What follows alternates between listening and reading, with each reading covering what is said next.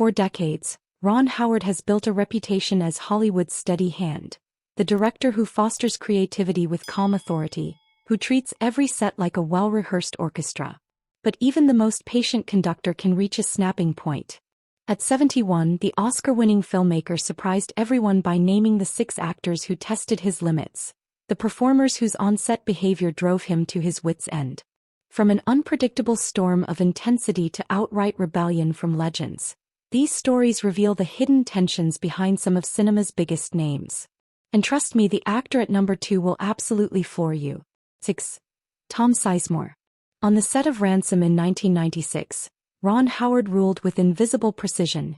Each shot a note in a symphonic score, every actor entering and exiting like clockwork. Then came Tom Sizemore, a raw hurricane of grit and volatility.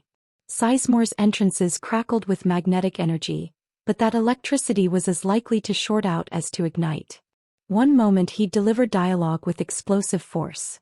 The next he'd fizzle into distracted silence. Suddenly, rehearsals felt like suggestions and shooting days like rolling dice. Rather than public reprimands, Howard's solution was the soft power coup: reset the day, reblock scenes, adjust the schedule to fit the mood he actually had rather than the one on paper. The production halted not because of technical failure but because the emotional atmosphere had turned toxic. Crew members, normally tight-knit, braced themselves behind a mask of professionalism. In Howard's words, this wasn't an issue of moralizing but of physics. Volcano on a clockwork set wasn't a judgment, it was a problem to be engineered around. And engineer he did. By rearranging coverage, tightening the shot list and adding performance insurance takes, Ron channeled Sizemore's wildfire into compelling on-screen tension. The result? A riveting performance in Ransom that crackles with menace, achieved without ever blowing the production to bits. When Sizemore passed away in 2023, Howard's sparse public response spoke volumes. Distance, not disdain, but a reminder that unpredictability carries a heavy toll. 5. Andy Griffith. In 1960, 6-year-old Ron Howard stepped onto the Andy Griffith Show as Opie Taylor, a boy in awe of Sheriff Andy Griffith's warmth. Griffith became mentor, surrogate father, and the guiding force in young Ron's life. Those early seasons brimmed with laughter, trust, and gentle lessons in professionalism. By 1965, Mayberry's facade began to crack. Griffith, burdened by the show's runaway success, grew moody and controlling behind the scenes. The once easy confidences turned curt. Charm flipped off like a switch between takes. Ron, now entering adolescence, had started asking deeper questions about story arcs and motivation. Questions that felt like challenges to Griffith's authority.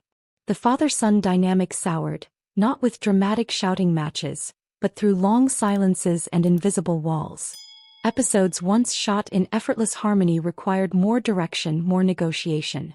By the show's end in 1968, their relationship had cooled to polite distance. They never collaborated again. How did this young actor survive seeing his hero turn distant?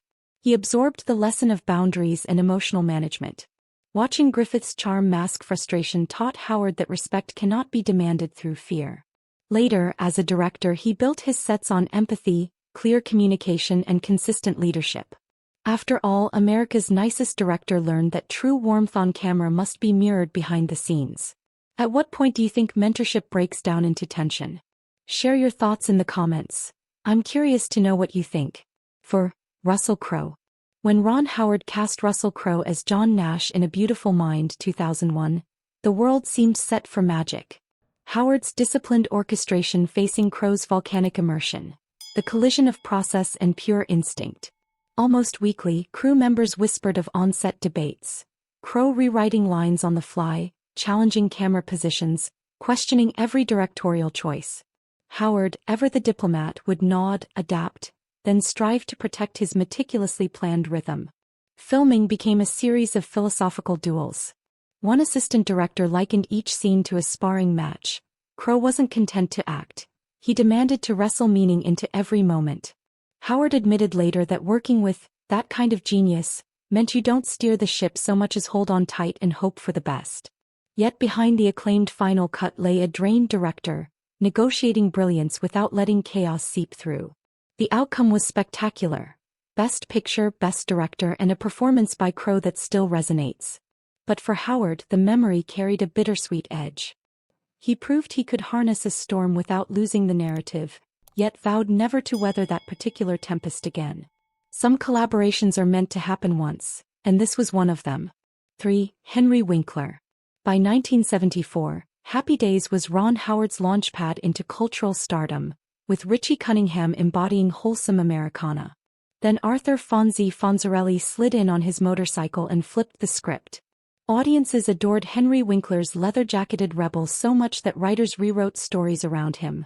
Marketing materials swapped Richie for Fonzie, and the hero of the pilot suddenly found his screen time shrinking. Ron faced a quiet professional heartbreak. No blazing feuds, just the slow sidestepping of his once central role. Yet rather than bitter resentment, he channeled that discomfort into curiosity. During breaks, he peppered the crew with questions about lighting, camera setups, editing, all the nuts and bolts of filmmaking. As Happy Days evolved, he realized he no longer craved the spotlight. He wanted to understand how it was built. That epiphany launched his directing career. Ron turned the sting of being eclipsed into a compass, vowing to be the architect of stories rather than their on-screen focus. Decades later, he and Winkler reminisce with warmth, proof that professional rifts needn't fracture personal bonds, and that sometimes being outshone paves the way to your true calling. Mel Gibson. In 1996, Ransom paired Howard's cool command with Mel Gibson's raw, unfiltered intensity. It was meant to be a dream team of two creative powerhouses. Instead, it became a tug-of-war for creative control. Gibson didn't just act. He directed from the actor's chair, demanding rehearsal changes, challenging line readings, and even redesigning shots mid-take. Each adjustment felt like a referendum. Whose vision would prevail? On one pivotal day, Gibson paused production repeatedly, seeking more emotional edge in a kidnapping scene. Howard listened patiently, reorchestrated the shot list, then quietly, but firmly, reasserted his plan. The reset was surgical. No raised voices, just the soft authority of a director unwilling to let the story fracture. Gibson viewed the pushback as creative crucible. Howard saw it as essential containment. The film emerged electrifyingly tense, a testament to both men's strengths. But once the final cut premiered, Howard recognized the high cost of that friction. Two captains can't helm the same vessel for long, and so, like Crowe before him, Gibson joined the list of one-time collaborators. 1. Marlon Brando. For Ron Howard, directing Marlon Brando in a mid-90s prestige drama should have been the pinnacle. Brando was legend incarnate, raw talent that had reshaped acting itself. Yet by then, whispers of Brando's disregard for time, script, and direction proved true. He arrived late, demanded cue cards scattered across the set, vanished for hours, then announced new motivations mid-shot. A simple dialogue scene stretched into an agonizing marathon, with crew and cast stuck in narrative limbo.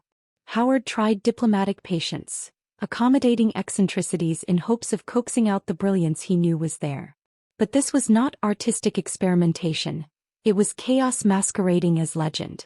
The project stalled and eventually dissolved under the weight of creative differences. Publicly, Howard cited scheduling issues. Privately, he'd learned that no amount of directorial finesse could tame a star who refused to be directed. Some legends earn their reputation through work, he observed later, others through behavior. It's crucial to see the difference. There you have it. The 6 titans who tested Hollywood's gentlest helmsman until he finally snapped. Even the most patient artist has limits, and Ron Howard's list reminds us that respect on set is never guaranteed. Which story surprised you the most? Which actor's behavior would you least want to face on a film crew? Share your thoughts in the comments. I'm curious to know what you think. And if you enjoyed this deep dive, don't forget to like, subscribe, and click the next video on your screen for more untold Hollywood dramas.